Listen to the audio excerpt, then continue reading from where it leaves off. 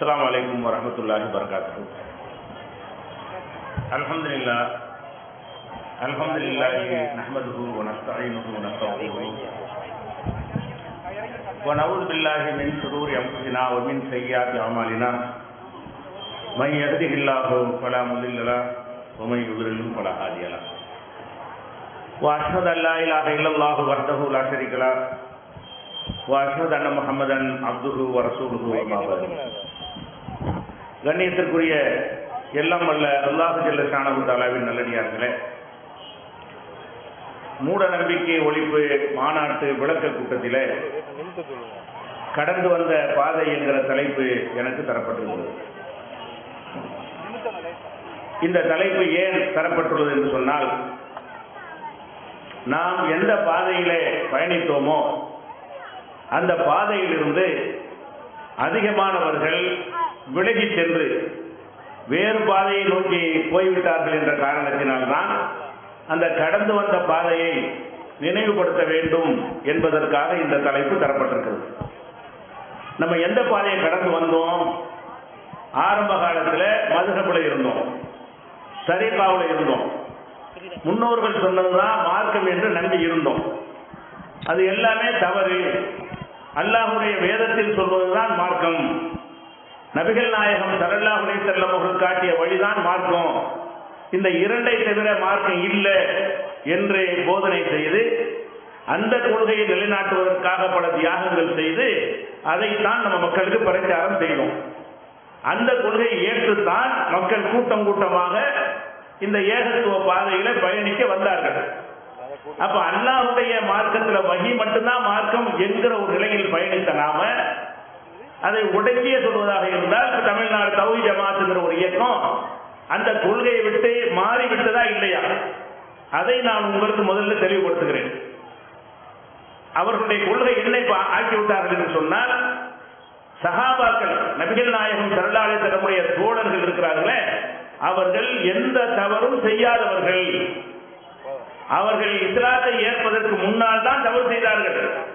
இஸ்லாத்தை ஏற்ற பிறகு அவர்கள்ட்ட தவறே ஏற்பட்டது இல்லை என்று இது போல ஒரு பொதுக்கூட்டத்திலே பகிரங்கமாக அந்த அவருடைய மாநில அறிஞர்கள் பேசி அதை மக்களை உசுப்பிவிட்டு, நீங்கள் இன்னுமா பார்த்து கொண்டு இருக்கிறீர்கள், சஹாபாக்களை வந்து குறை சொல்கிறார்களே என்று பேசிய அந்த வீடியோக்களை நீங்கள் பார்த்திருப்பீர்கள். அப்ப இந்த இடத்தில் தான் கொள்கையிலிருந்து தடம் மாறுவது தெரிகிறது. நம்ம இதுவரை என்ன சொல்லி வந்தோம்? சஹாபாக்கள் மிக உயர்ந்தவர்கள், மிகப்பெரிய தியாகம் செய்தவர்கள், அவர்களுக்கு மறுமையில கிடைக்கிற அந்தஸ்து மகத்தானது. அது ஒரு பக்கம் இருந்தாலும் மார்க்கம் என்று சொல்லி சஹாபாக்கள் செய்த விஷயங்களாக இருந்தாலும் அது குர்ஆன் ஹதீஸில் இருக்க வேண்டும். குர்ஆன் ஹதீஸில் இல்லாத ஒன்றை சஹாபாக்கள் சொல்லியோ செய்தோ இருந்தால் அது மார்க்கம் இல்லை. ஏனென்று சொன்னால், நபித்தோழர்களும் சில நேரங்களில் தவறான ஃபத்வாக்களை கொடுத்திருக்கிறார்கள், தவறான முடிவை எடுத்திருக்கிறார்கள். அதுதான் தௌஹீத் என்று சொல்லி இத்தனை ஆண்டு காலம் பிரச்சாரம் செய்து வந்ததை அப்படியே தலைகீழாக மாற்றி என்ன செய்கிறார்கள்? சஹாபாக்களை தவறு செய்ய மாட்டார்கள் என்ற ஒரு புது கொள்கைக்கு அழைக்கிறார்கள். அப்ப இது எங்க போய் முடியும்? இதுவரைக்கும் சஹாபாக்களை சொல்லிக் கொண்டு தராவீகை நியாயப்படுத்தினார்கள், அதெல்லாம் சரிந்தாயிடும். அதெல்லாம் சரியில்லை என்பதற்கு நம்ம என்ன வாதம் வைத்தோம்? நபிகள் நாயகம் ஸல்லல்லாஹு அலைஹி வஸல்லம் அவர்கள் மரணித்த பிறகு சஹாபாக்கள் அவங்க மரணிக்கலைன்னு சொன்னார்கள். யாராவது மரணித்ததாக சொன்னால் கொன்று போட்டு வேண்டார் உமர் ரலியல்லாஹு அவர்கள். அந்த அளவுக்கு தவறான ஒரு முடிவை எடுத்துவிட்டு அபூபக்கர் அவர்களுடைய முயற்சியினால் அவர்கள் தெளிவு பெற்றார்கள் என்கிற வரலாறு பார்க்கிறோம். அப்ப சஹாபாக்களாக இருந்தாலும் பல விஷயங்களில் முறையில தவறான கருத்தை சொல்வார்கள். அல்லாஹ் ஒருவன் மாத்திரம்தான் தவறுக்கு அப்பாற்பட்டவன். அல்லாஹ்வுடைய ரசூல் கூட சில விஷயங்களில் தவறான தீர்ப்பை சொல்லிவிடுவார்கள். அல்லாஹ் கண்டிப்பான். அல்லாஹ் கண்டித்த விஷயங்களை கழித்து விட்டுத்தான் அவர்கள் சொல்லி நம்ம ஏற்றுக்கொள்கிறோம். நபிகள் நாயகம் ஸல்லல்லாஹு அலைஹி வஸல்லம் அவர்கள் தேன் சாப்பிட மாட்டேன் என்று ஒரு முடிவெடுக்கிறார்கள். இந்த தேன் அல்லாஹ் ஹலாலாக்கி இருக்கிறான்.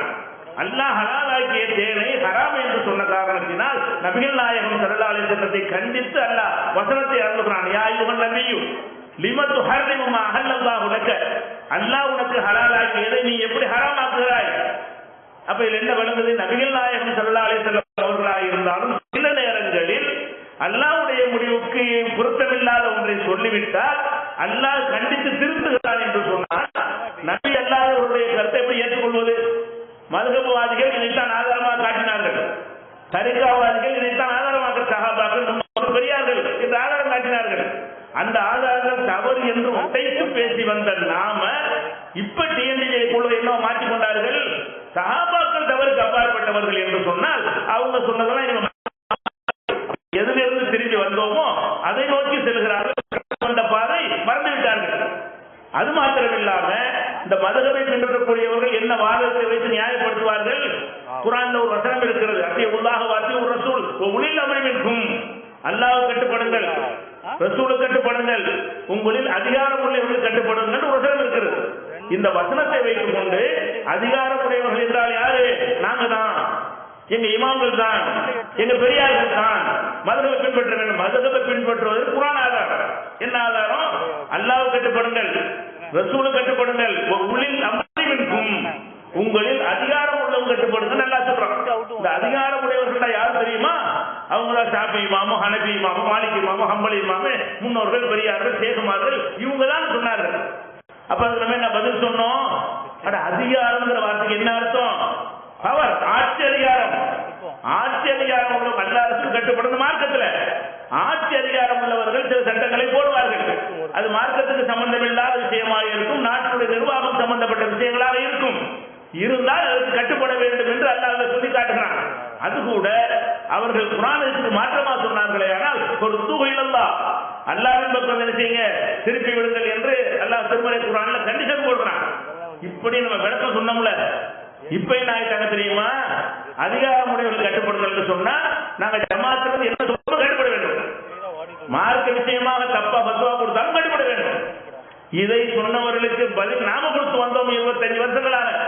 இப்ப என்ன மாதிரி மாற்றி விட்டார்கள்? சென்ற 2 ஆண்டுகளுக்கு முன்னால் ரமலான் பிறை பார்க்கப்படுகிறது. வியாழக்கிழமை வியாழக்கிழமை பிறை பார்த்தால் வெள்ளிக்கிழமை பெருநாள் கொண்டாட வேண்டும். வியாழக்கிழமை இரவு நாள் வெள்ளிக்கிழமை தான், வெள்ளிக்கிழமை பெருநாள் பிறை பார்க்கப்படுகிறது. பார்த்த உடனே பிறை பெருநாள் என்று அறிவிக்க வேண்டும். என்ன செஞ்சார்கள்? நோம்பை விட்டு விடுங்கள், நீங்க சனிக்கிழமை பெருநாள் கொண்டாடுங்க. இது குர்ஆன்ல இல்லாது, ஹதீஸ்ல இல்லாது. இப்படி ஒரு புது பத்துவாயை கொடுத்தார்கள். அதே நேரத்தில் கன்னியாகுமரி மாவட்டத்தில் உள்ளவர்கள் மட்டும் என்ன செய்கிறீங்க, வெள்ளிக்கிழமை பெருநாள் கொண்டாடிக்கிறீங்க. இது இப்படி கன்னியாகுமரிக்கு ஒரு மார்க்கம், நமக்கு ஒரு மார்க்கம் வருமா? நம்ம தமிழகம் எல்லாம் ஒரு பகுதி என்ற கொள்கையில் அத்தனை இருந்துகிட்டு இருக்கிறோம். அதற்கு மாற்றமாக வியாழக்கிழமை பிறை பார்த்த காரணத்தினால் குமரி மாவட்டத்தில் வெள்ளிக்கிழமை பெருநாள், வேற மாவட்டங்கள்ல சனிக்கிழமை பெருநாள். அப்ப நாங்க என்ன செய்வது? பெற பார்த்ததுக்கு மற்றவங்க விட்டுருங்க, இன்னைக்கு தான் பெருநாள், ஆனா பெருநாள் தொகை அடுத்த நாள் வச்சுக்கிறீங்க என்று ஒரு புது பத்துவாய் கொடுத்தார்கள். இதே மாதிரி 2 ஆண்டுகளுக்கு முன்னாடி டவுன்காஜி பத்துவா கொடுத்த பொழுது அவரை கண்டித்து சென்னையில பெருமாண்டமான ஆர்ப்பாட்டம் நடத்திருக்கிறோம், நம்மளே நடத்திருக்கிறோம். எப்படி பிறை பார்த்த தகவல் வந்த பிறகு அறிவிக்காமல் இருக்கிறார். இப்படி வந்த பிறகு இதை கேள்வி கேட்டா என்ன செய்யறாங்கன்னு கேட்டா, எங்களுக்கு அந்த அதிகாரம் இருக்குது. இந்த வசனத்தை வாசி காட்டு, அத்தியுல்லாஹ் வ அத்தியுர் ரசூல் வ உலில் அம்ரி மின்கும், அதிகாரமுடையவர்களுக்கு கட்டுப்படுத்த அல்லாஹ் சொல்கிறான். எங்களுக்கு அதிகாரம் இருக்கிறது, நாங்க சொல்வது நீ கேட்டு என்ன செய்யணும், பெருநாளை மாற்றி வைக்கணும் என்று பகிரங்கமாக பொது மேடையில் பேசுகிறார்கள். அப்ப நம்ம எந்த பக்கம் அழைக்கிறார்கள்? குர்ஆன் ஹதீஸை விட்டு அப்புறப்படுத்தி குர்ஆன் ஹதீஸ் அல்லாத அந்த இயக்கம் சொல்லுகிறது எல்லாம் கண்ண மூடி கேட்க வேண்டும், அல்லாஹ் ரசூலுக்கு மாற்றமா சொன்னாலும் கேட்க வேண்டும் என்று பகிரங்கமாக அழைக்கும் பொழுது அதுல பயணிப்பது நம்மளை சொர்க்கத்தில் சேர்க்குமா, நேர்வழிக்கு கொண்டு போய் சேர்க்குமா? சில ஊர்களில் ஹதீஸ் பிரகாரம் என்ன செஞ்சாங்க, அந்த வெள்ளிக்கிழமை பெருநாள் கொண்டாடினார்கள், தொழுதார்கள். அவர்களை நீக்கி நடவடிக்கை எடுத்தார்கள். ரசூலுல்லாஹ்வை பின்பற்றியதற்காக வேண்டி அவர்களை நீக்கி நடவடிக்கை எடுத்த ஒரு கொடிய செயலை செய்தார்கள். அப்ப குர்ஆன் ஹதீஸ் என்று உருவாக்கிய ஒரு இயக்கத்திலிருந்து குர்ஆன் ஹதீஸுக்கு மாற்றமான புது பத்வாக்களையும் வாயில வந்ததையெல்லாம் மார்க்கம் என்று சொல்லக்கூடிய காட்சியை இந்த 3 ஆண்டுகள் நீங்க பார்க்கிறீர்கள். இப்படியான ஒரு செய்தியை நம்ம கடந்து வந்த பாதையை நினைச்சு பார்க்கணும். இதுக்குத்தானே பாடுபட்டோம், இதுக்குத்தானே நம்ம உழைத்தோம், இதுக்குத்தானே அடிப்படைகள் வாங்கணும். அப்ப அந்த சிறுவன் ஒருவன் அந்த குழாயில சிக்கி கொண்டு மரணத்திற்கு போராடி சஜீதுங்கிற ஒரு சிறுவனை பற்றி தெரியும், நம்ம அன்னைக்கு படித்திருந்தோம். அவன் பிழைப்பதற்காக வேண்டி சிறப்பு தஹஜ்ஜுத்லாம் சொல்றாங்க, குறிப்பிட்டு மருத்துவர்கள் அறிவித்து சிறப்பு தஹஜ்ஜுத் தொழுகை எல்லாரும் வந்து விடுங்கள், அந்த சிறுவனை காப்பாற்றுவதற்காக வேண்டி சிறப்பு இதான் விதத்து. அவன் செஞ்சா விதத்து இருந்தீங்க, அவன் சிறப்பு நோம்ப வச்சான், சிறப்பு தொழுகைன்னு வைத்தான், மேல தொழுகைன்னு சொன்னா, இதெல்லாம் அல்லாஹ்வுடைய ரசூல் சொன்னாங்களா? ஒரு துன்பத்திற்காக வேண்டி அப்படி ஒரு சிறப்பு தகஜத்தை எல்லாரும் அறிவித்து எல்லாரும் வர சொல்லி அது நடத்த வேண்டும் என்று மார்க்கத்தில் உள்ளதா? இப்படித்தானே பிதற்கு உண்டானது. அதெல்லாம் கிடையாது. நாங்க நினைச்சதை சொல்லுவோம், கேட்க வேண்டும். இந்த மாதிரியான ஒரு அடிப்படையில திசை திரும்பி போகக்கூடிய காட்சியை பார்க்கிறோம். அது போக அல்லாஹ்வுடைய ஆலயத்திற்கு ஒரு கண்ணியம் இருக்கிறது. அந்த அல்லாஹ்வுடைய ஆலயம் அதுல தொழுவதை தடுத்தான் என்று சொன்னால் அவன் அல்லாஹ்வுக்கு எதிராக யுத்தம் செய்கிறான். இது குர்ஆன்ல இருக்கிறது. எப்படி இருக்கிறது? தொழுகிற அடியாரை தடுக்கிறான், அவனை பார்த்தாயா? ரசூலுல்லாஹ் தொழுகிறான மக்காவுல தடுக்கிறான். அவனை பற்றி பேசும் பொழுது அல்லாஹ் சொல்லி காட்டுகிறான், கல்லால இல்லம் என்தஹி, இவன் தொழுகைக்கு வரக்கூடிய ஆளை தடுக்கிறானே, அதிலிருந்து விடை கொள்ளவில்லை என்று சொன்னால் லனஸ்வாமின் நாசியா, அவனுடைய குடுமையை முன்னெற்றியை பிடிப்போம். நாசியத்தின் காதிபத்தின் காத்தியா, பாவம் செய்து கொண்டிருக்கிற அவனுடைய முன்னெற்றியை பிடிப்போம். சொல் எதுவும் நாதியா, அவன் சபையை அவன் கூட்டட்டும். சனதவும் ஜபானியா, நரகத்தின் காவலர்களை நான் கூட்டுறேன் என்று அல்லாஹ் சொல்கிறான். அப்ப அல்லாஹ்வுடைய ஆலயத்தை தடுக்கிற ஒருவனுக்கு உள்ள விஷயம் என்னவென்றால், அல்லாஹ் அவனுக்கு எதிராக யுத்த பிரகடனம் செய்கிறான். உன் சபையை கூட்டு, என் சபையை கூட்டுறேன்டா, எவ்வளவு கடுமை. அப்ப பள்ளிவாசலுக்கு நீ தொழ வராது என்று போடு போட்டார்கள். அதை கண்டித்து இந்த வசனங்களை பல வருடங்களாக நம்ம பேசி மக்களுக்கு அறிவுறுத்தி வந்தோம். இப்ப என்ன நடந்து கொண்டிருக்கிறது? பள்ளிவாசலை இருந்து பூட்டுகிற வேலை செய்கிறார்கள். அதாவது தௌஹீதை நிலைநாட்டுவதற்காக உருவாக்கப்பட்ட ஜமாத்துல இன்னொருவருக்கு சொந்தமான ஒரு ட்ரஸ்டுக்கு சொந்தமான ஒரு பள்ளிவாசல் நீங்க செயல்பட்டுக் கொள்ளுங்கள் என்று அவர்கள் சொல்கிறார்கள். சொத்து இவர்களுக்கு உரியது அல்ல, செயல்பட்டுக் கொள்ளுங்கள் என்று சொன்ன காரணத்தினால் நீங்க வெளியேறிருங்க, நீங்க மார்க்கத்துக்கு தப்பா ஃபத்வா கொடுக்குறீங்க என்று அந்த மக்கள் சொன்ன பிறகு இவங்க கைப்பற்றுவதற்காக வேண்டி வெளியூரிலிருந்து அடியாட்களை கொண்டு வந்து பள்ளிவாசலுக்குள்ள இறக்கி பள்ளிவாசலுடைய போர்களை கல்வெட்டுக்கெல்லாம் உடைத்து அந்த வீடியோக்கெல்லாம் 3 நீங்க பார்த்துருப்பீங்க. இதை யார் செஞ்சா? பாண்டிச்சேரியில் சுல்தான்பேட்டைங்கிற ஊர்ல இந்த காரியத்தை செய்கிறார்கள். அப்ப அந்த பள்ளிவாசல் நுழைஞ்சி தகராறு பண்ணி வெளியூர் ஆட்களை ரவுடிகள் மாதிரி கொண்டு போய் செஞ்சார்களே, இதன் காரணமாக அந்த பள்ளி பூட்டப்பட்டு விட்டது. அப்ப ஒரு தொழுகையை தடுத்தால் எவ்வளவு பெரிய குற்றம், பள்ளிவாசலுக்கு வராது என்று சொன்னால் எவ்வளவு பெரிய குற்றம். அப்பவாவது அவன் தொழுதுவான், நம்மளுக்கு இருப்பான். அந்த ஜமாத்தில் உள்ளவர்கள் சொல்வார்கள், நமக்கு மட்டும்தான் தொழுகைக்கு தடை விதித்தான். இவர்கள் செஞ்ச வேலை என்ன? நீனும் தொழுகக்கூடாது, நானும் தொழுகக்கூடாது, இழுத்து போட்டு என்று சொல்லி அந்த பள்ளி இன்னைக்கு பூட்டி கிடக்கிறது. ஒரு வாரத்துக்கு முன்னாடி நடந்த ஒரு சம்பவம். அப்ப ஒரு வாரத்துக்கு முன்னாடி பல வருடங்களாக 15 வருடங்களாக செயல்பட்டு வந்த ஒரு பள்ளிவாசலை இழுத்து மூடிவிட்டார்கள். மூடியது யாரு? எந்த மக்கள் தௌஹீதை நிலைநாட்டுவார்கள் என்று தியாகம் செய்து உருவாக்கினீர்களோ அந்த இயக்கத்தில் பயணிக்கக்கூடியவர்கள் எப்படி ரவுடிகளாக மாறினார்கள்? இதுக்கு அல்லாஹ்விடத்தில் கூலி உனக்கு தண்டனை உண்டா இல்லையா? பள்ளிவாசலை பூட்டினால் அதற்கு யார் உடந்தையாக இருக்கிறார்களோ, நீங்கள் உதவி செய்கிறீர்களோ அவர்களுக்கு கேள்வி உண்டா இல்லையா? இதே வேலையை 15-20 நாளைக்கு முன்னாடி இன்னொரு ஊர்லையும் செய்தார்கள். கொடிக்கால் பாளையம்ங்கிற ஒரு திருவாரூர் மாவட்டத்தில். அதுல அவங்க தனி ஜமாத்தா செயல்பட்டு வந்தார்கள். நீங்களும் நாங்கள் ஒரு கொள்கை தானே, நம்ம பள்ளியில செயல்பட்டு என்று அனுமதித்திருந்தார்கள். அந்த வகையில தமிழ்நாடு தௌஹீத் ஜமாத்தில் செயல்பட்டு வந்தார்கள். இவங்களுடைய தப்பான பத்வாக்கள் பொருளாதார மோசடிகள் எல்லாம் பார்த்துவிட்டு நாங்கள் உங்களை விலகிக் கொள்கிறோம் என்று அந்த இடத்திற்கு சொந்தக்காரங்க அறிவிக்கிறாங்க. அது எப்படி எங்க இடம் இது என்று சொல்லி வெளியூர்ல இருந்து இதே மாதிரி அடியாளர்களை அழைத்து வந்து பள்ளிவாசல்களை உட்கார்ந்து நாங்கள் 3 நாள் நிகழ்ச்சி நடத்த போகிறோம். ஊர் செவருக்குறான் ஒட்டுக்கிறார்கள். அப்ப அந்த ஊர் மக்கள் என்ன செய்யறாங்க? வெளியூர்ல வந்து கலாட்டா பண்ண வர்றாங்களே, பள்ளிவாசல்ல ரெத்தார் ஓடிடக்கூடாது என்று அவங்க பொறுமை காட்டுறாங்க. அதற்கு பிறகு என்ன ஆகுதுன்னு கேட்டா, அந்த வெளியூர் உள்ளூர்ல உள்ள ஜமாத்தாங்க சுன்ன ஜமாத்தான் திறந்து வர்றாங்க. ஏன்னா அந்த பள்ளி உங்களுக்கு என்ன சம்பந்தம்? அவங்க ஆதிலிருந்து அந்த பள்ளி அவங்கள்ட்ட வாங்கி கட்டியிருக்கிறாங்க. வெளியூர் ஆட்களை கொண்டு வந்து தகராறு பண்ண வர்றீங்களா என்று அந்த மக்கள் எல்லாம் திரண்டு வந்து, சுன்ன ஜமாத் மக்கள் எல்லாம் திரண்டு வந்து, நீங்க வெளியூர்காரன் போகலன்னா சங்க ஊதிடுவோம் பள்ளிவாசல்ல. சங்கு ஊதுனா பள்ளிவாசல் சங்கு ஊதுவாங்க ஊரை கொண்டு வந்திருக்காக வேண்டி. சங்கு ஊதுவோம், ஊரை திரட்டுவோம். வெளியூர்காரன் போரியாயிரம் ஓடி போயிட்டாங்க. அதனால அந்த பள்ளி பூட்டப்படுவது காப்பாற்றப்பட்டுச்சு. அங்க ஒரு தகராறு அடிக்கடி மாதிரி இறங்கி இருந்தார்கள் என்று சொன்னால் அந்த ஊர் மக்கள் அன்னைக்கு பள்ளியை பூட்டிருப்பாங்க. இந்த மாதிரி பள்ளிவாசல் அபகரிக்கிறது, பள்ளிவாசல் பூட்டுறதுங்கிற செயலை செய்யறாங்களே, பகிரங்கமா தௌஹீத் பேர்ல இஸ்லாத்தின் பேர்ல செய்கிறார்கள். அவர்களுக்கு சொந்தமான இடமா இருந்தால் கூட இப்படி செய்யக்கூடாது. அவர்களுக்கு கடுகளவும் சொந்தமில்லாத பத்திரம் அவங்க பேர்ல இல்ல, ரசீது அவங்க பேர்ல இல்ல. அது ஆரம்பமா டிஎன்டி ஆரம்பிக்கிறதுக்கு முன்னாடியே அந்த பள்ளிவாசல் இருக்கிறது. அந்த அந்த பள்ளி வாசல்ல நீங்க செயல்படுத்த என்று அனுமதித்த காரணத்தினால் அது எங்களுக்கு தான் சொந்தம் என்று சொல்லி பள்ளிவாசலை கூட்ட போனால் 2 வருடத்திற்கு முன்னாடி துளசியாப்பட்டினம் அந்த ஊர்ல ஒரு குடும்பத்தார் அவங்களுக்கு சொந்தமான இடத்தை பள்ளிவாசலாக கட்டி அவங்க செயல்பட்டு வந்தார்கள். பிறகு தௌஹீத் ஜமாஅத்துக்கு செயல்பட்டுக்கிறங்க என்று சொல்லி செயல்பட அனுமதி கொடுத்தார்கள்.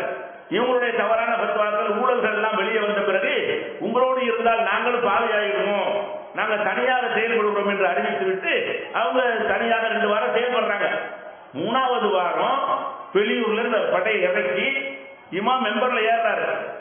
மெம்பர்ல ஏறி சட்டை பிடிச்சி இழுத்து கீழே தள்ளி அவரை ஜும்மா நடத்த முடியாம ஆக்கி போலீஸ் எல்லாம் வந்து ஜும்மா தொழுக முடியாமல் பள்ளிவாசலுக்கு எல்லாத்தையும் வெளியேற்றி சீல் வைத்து 17 வாரங்கள் பள்ளிவாசலுக்கு சீல் வைக்கிறார்கள்.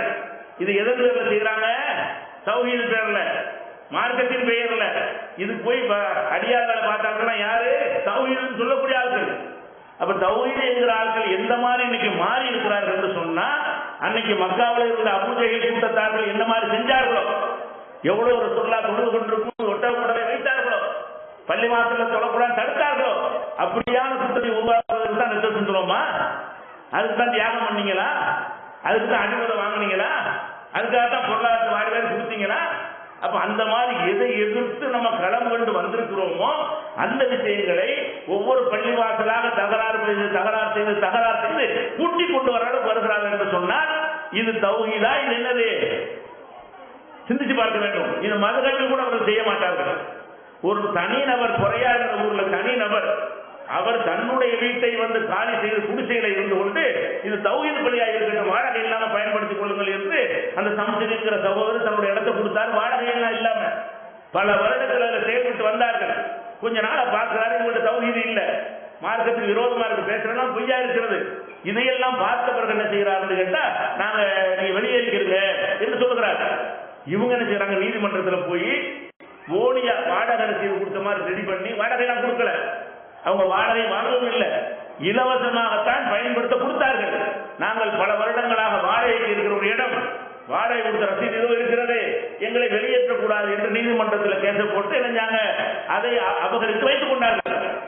பிறகு அவங்களுக்கு வந்து எதிர் வழக்காடி தோத்து போய் நினைஞ்சாங்க, அதை விட்டுட்டு போனாங்க. போகும்போது செட்டு எல்லாத்தையும் பிரிச்சுட்டு அவர் வீடா கொடுத்தாரு, வெறும் பொட்டலா கொடுத்துட்டு போய்விட்டார்கள். அப்ப இந்த என்ன முறை? எவனா ஒருத்தர் நம்பி வாடகை கொடுத்தால் வாடகை இல்லாம பயன்படுத்தி கொடுத்தால் சொந்தம் கொண்டாடுவதா? இது எவ்வளவு பெரிய குற்றம் மார்க்கத்துல? இந்த குற்றத்துக்கு மன்னிப்பு உண்டா? அல்லாஹ் செய்யற குற்றங்களை எல்லாம் மன்னிச்சிருவான். மன்னிப்பு கேட்டார்.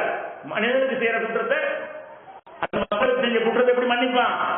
அப்ப தௌஹீத் என்று உருவாக்கின ஒரு கூட்டம் எந்த அளவுக்கு தடமாறிவிட்டது என்று சொன்னால், ஒரு ரவுடிகளுக்கு நிகரான காரியங்களை வெளிப்படையாக டிக்ளேர் பண்ணி செய்யக்கூடிய காட்சி. 1-2 தான் உதாரணத்துக்கு சொல்கிறேன்.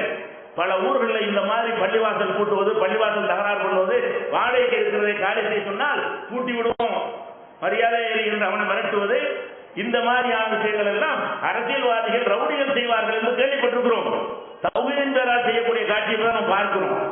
அப்ப தௌஹீத் தரப்புறம் தெரியுதா? தரப்புரண்டு விட்டார்கள். அது மாத்திரம் இல்லாம பொருளாதாரத்தில் நம்ம எப்படியான பேர் எடுத்து வச்சிருந்தோம். அந்த கால தௌஹீத் ஜமாத் இருந்தால் பொருளாதாரம் நிறுத்தா இருப்பார்கள், ஒரு பைசாவுக்கு துல்லியமாக கணக்கு காட்டுவார்கள். அதுல வந்து எவனும் எதிர்த்து கேள்வி கேட்க முடியாது, யார் கேள்வி கேட்டாலும் பொது மேடையில் என்ன செய்வார்கள்? ஆன்சர் பண்ணுவார்கள் என்ற ஒரு பேரை எடுத்தோமா இல்லையா? அப்படிதான் அன்றைக்கு தௌஹீத் ஜமாத்துல பேர் எடுத்திருந்தோம். சுனாமிக்காக வசூல் பண்ணோம். வசூல் பண்ணும் பொழுது தாமுகாவில் உள்ள சில பேர் மொட்டை நோட்டீஸ் போட்டு சுனாமி வசூல்ல களவாடித்தார்கள் போட்டார்கள் நமக்கு எதிராக. ஏன் போட்டார்கள்னா, வேலூரை சேர்ந்த 2 பேருக்கு நம்ம நிவாரணம் கொடுத்தோம். சுனாமி வேலூருக்கு வருமா? வேலூர்ல கடல் இருக்குதா?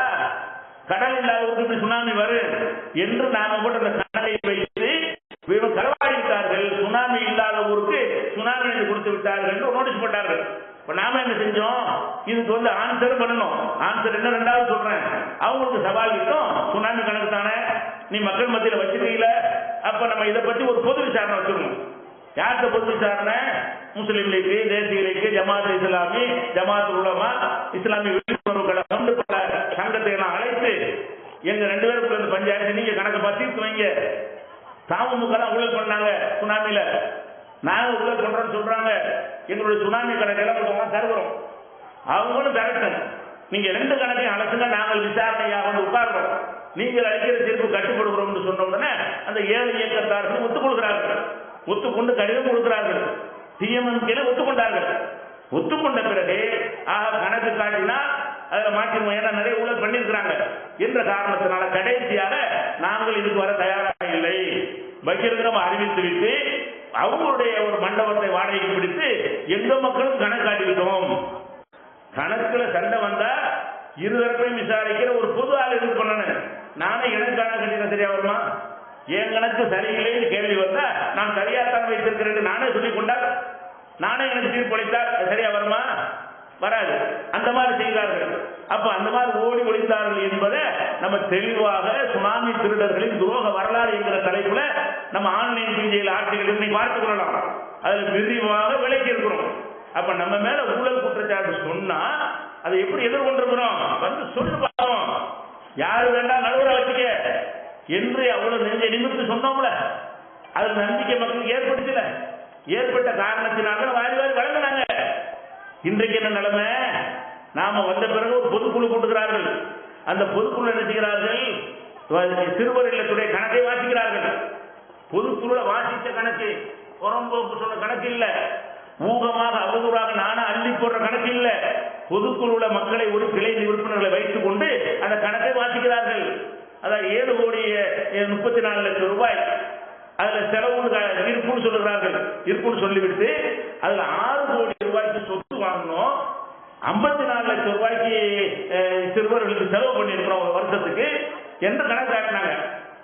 6 கோடி சொத்து வாங்கலையே, நம்ம இருக்கிற வரைக்கும் வாங்கலையே, அதுக்கு பிந்தியும் வாங்கலையே, இந்த தேதி வரைக்கும் கூட வாங்கலையே, சொத்து வாங்காம 6 கோடிக்கு சொத்து வாங்கிறோம் என்று பகிரங்கமாக சொன்னார்கள்.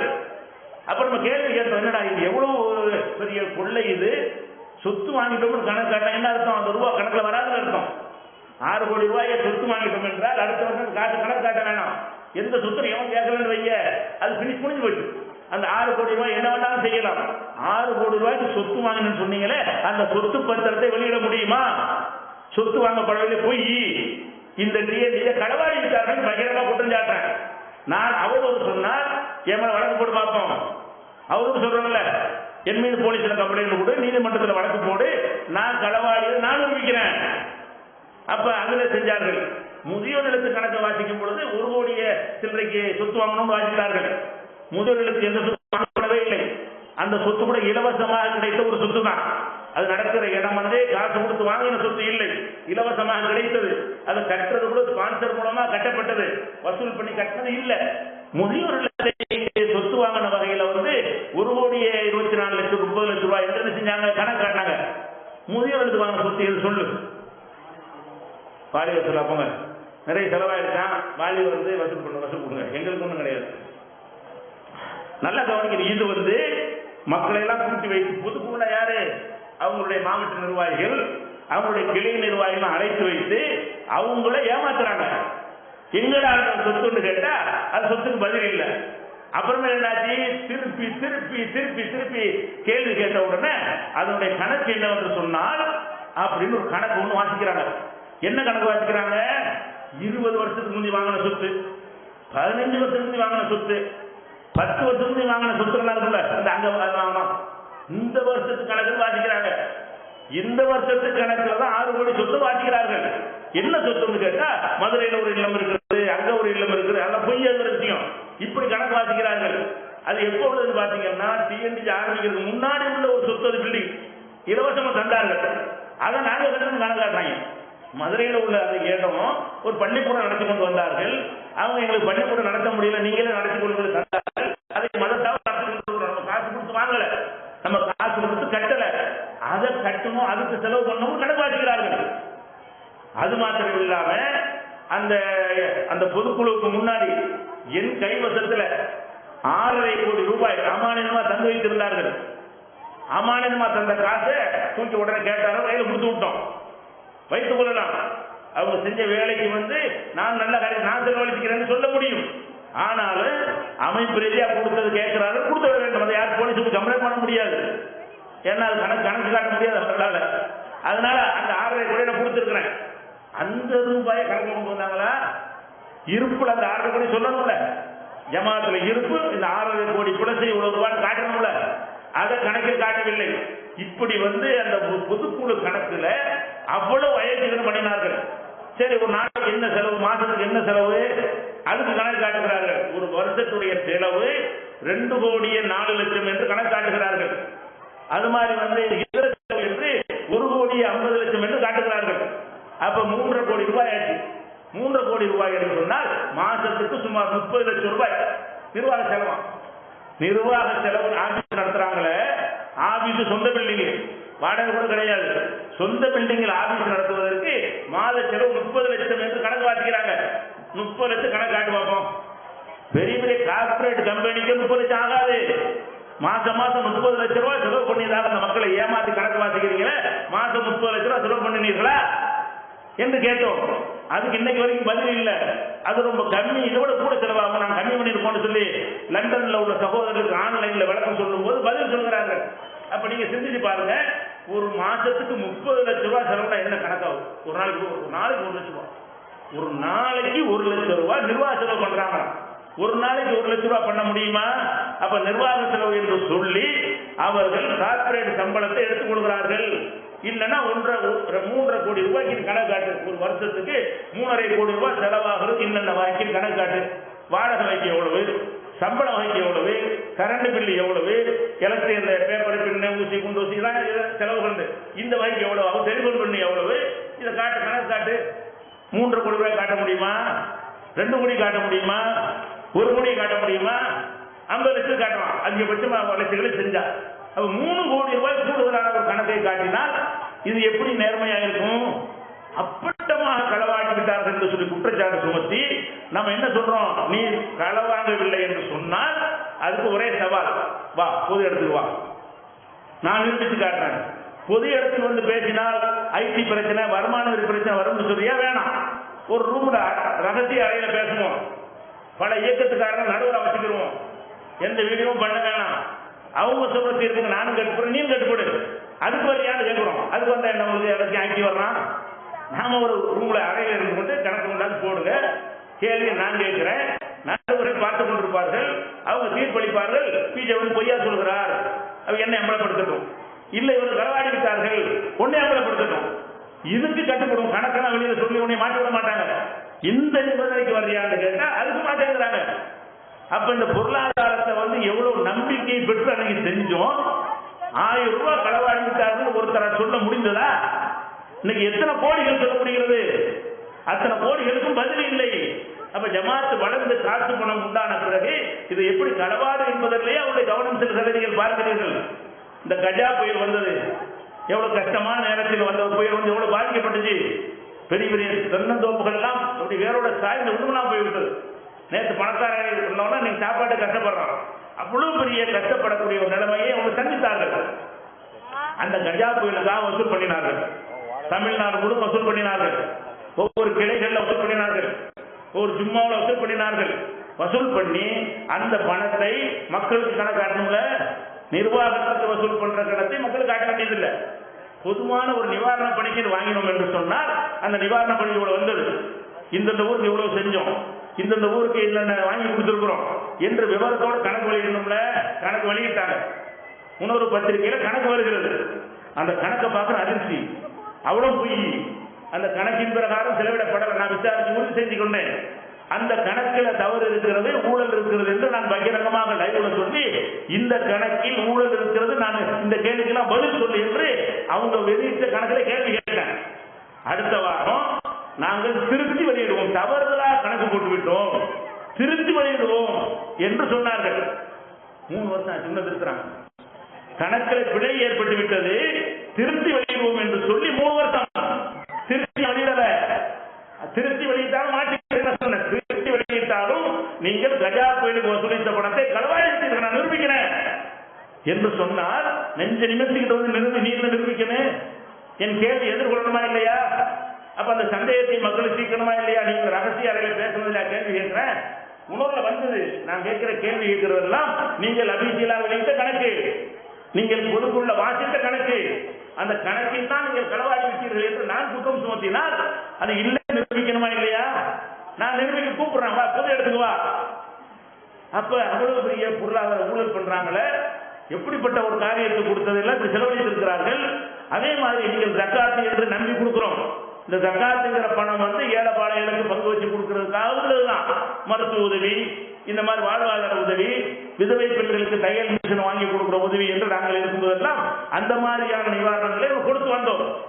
அந்த ஜக்காத்து பணத்திலிருந்து இங்க தலைவர் இருக்கார் இல்லையா, அவர் மனைவிக்கு உடல்நல சரியில்லைன்னு சொல்லி 23 லட்சம் ரூபாய் கொடுத்தார்கள். 23 லட்சம் ரூபாய் ஒரு ஆளுக்கு. வேற யாருக்காவது 20 லட்சம் கொடுத்தீங்களா? 15 கொடுத்தீங்களா? 10 லட்சம் கொடுத்துருப்பீங்களா? 5 லட்சம் கொடுத்துருப்பீங்களா? 2 லட்சம் கொடுத்துருப்பீங்களா? 1 லட்சம் கொடுத்துருப்பீங்களா? மருத்துவ உதவி கேட்ட 5000, 10,000, அதிகபட்சமா 25,000. அவங்க பெரிய ஒரு நோயாக இருந்தார். 23 லட்சம் ரூபாய் ஒரு ஆளுக்கு நீங்க கொடுக்குறீங்க. அது கொடுத்ததை வந்து பகிரங்கமாக காரைக்கால் பொதுக்குழுத ஒத்துக்கொண்டார்கள். ஆமா கொடுத்தோம், பொதுக்குழுல ஒத்துக்கொண்டார்கள். பொதுக்குழு இதுவும் கொடுப்போம், இது மேலே கொடுப்போம். எப்படி ஏன் 23 லட்சம் கொடுத்தான்னு கேட்கிறார்கள்.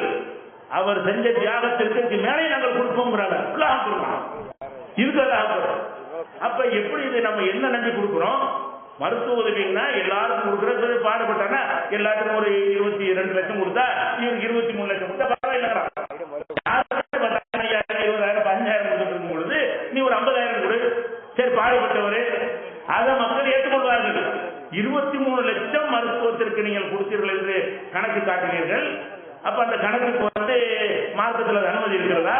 அது எந்த பணத்திலிருந்து கொடுத்தார்கள் தெரியுமா? அந்த வருடத்தில் கையிருப்பு இல்லைன்றாங்க. ஜக்காத் கையிருப்பு இல்லாம எப்படி கொடுக்க முடியும்? சிறுவர் இல்லம் அனாதைக்கு கொடுத்த பணத்தில் எடுத்து கொடுத்தார்கள். எதுல கொடுக்குறாங்க? பொதுவாக ஜக்காத் புண்ணியம் வைக்கிற இருப்பு காலியாயிடுச்சான். அப்ப காலியான பிறகு எதுல இருந்து இந்த பணத்தை கொடுத்தேன்னு கேட்டா அதுக்கு பதில் சொல்ல முடியல. நான் பகிரங்கமா சொல்றேன், சிறுவர் இல்லத்திற்கு அனாதைகளுக்கு நீங்க கொடுக்குறீங்களே அந்த கணக்கில் இருப்பு இருந்தது. அதிலிருந்து எடுத்து ஒரு மனிதருக்கு 23 லட்சம் ரூபாய் கொடுத்தீர்களா இல்லையா? இல்லைன்னு மறுக்க சொல்லுங்க பார்ப்போம். அந்த திமுக கட்சியில வாய்ச்ச கணக்கு ஆதார் காட்டு, கட்சியில உன் இயக்கத்தில் வாய்ச்ச கணக்கு ஆதார் காட்டுவதா? அவன் இயக்கத்தில் வாய்ச்ச கணக்கு ஆதார் காட்டி கேட்டால் என்ன பதில் சொல்றாங்க? அதெல்லாம் பொதுக்குழுனா ஒரு ஆதாரமா? பொதுக்குழு ஆதாரமா கேட்கலாமா என்று சொல்கிறார்கள். அதே மாதிரி வந்து இப்ப நடந்த பிரச்சனை என்ன? அவங்க கட்டியிருக்கிற அந்த அலுவலகம் வந்து அரசாங்கத்துக்கு சொந்தமானது. நம்ம தௌஜமாத் அலுவலகம் கட்டியிருக்காங்க இல்லையா, நம்மளாருக்கு கட்டணும் அரசாங்கத்துக்கு சொந்தமானது, எனிமி ப்ராப்பர்ட்டின்னு சொல்லுவாங்க. அதுக்கு வாடகை செலுத்தி கொண்டு நம்ம கட்டடம் கட்டி கொண்டு இருக்கிறோம். அந்த வாடகை எவ்வளவு சொல்லி அந்த சீல் வைக்க வந்துட்டாங்க. சில சட்ட காரணங்களுக்காக தானே நான் விலைக்கு இருக்கிறேன். சீல் வைக்க வரும் பொழுது அதுக்கு என்ன பதில் சொல்றாங்க மக்கள்கிட்ட?